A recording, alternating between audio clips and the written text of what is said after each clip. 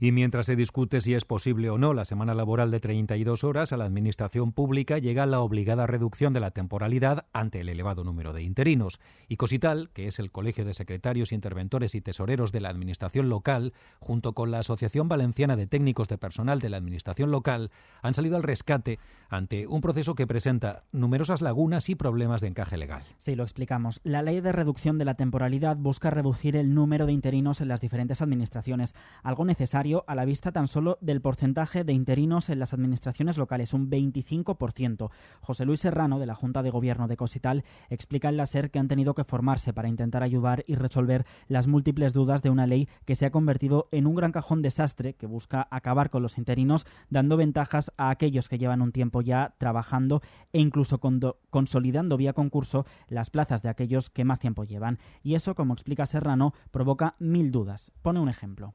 Aquí la discusión viene hasta qué punto se puede valorar ese puesto específico. O sea, me explico, si yo soy arquitecto y del Ayuntamiento de Ribarroja y que solo valore o que valore más, prime la experiencia como arquitecto del Ayuntamiento de Ribarroja, no como arquitecto general en cualquier administración pública.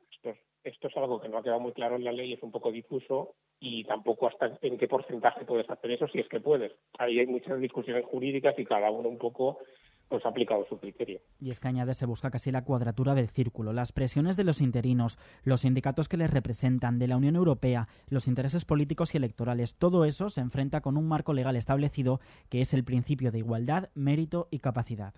No viene tanto, en mi opinión, de incompetencia, sino por un cúmulo de circunstancias. Porque por un lado está presión de los tribunales, sobre todo del Tribunal de Justicia de la Unión Europea, de los colectivos de interinos, de los sindicatos, y al mismo tiempo la dificultad de conjugar eso con establecer un procedimiento que sea acorde con los principios de igualdad, mérito y capacidad que establece la Constitución y el Estatuto del Empleado Público, que, ya te digo, requieren una oposición para acceder al empleo público.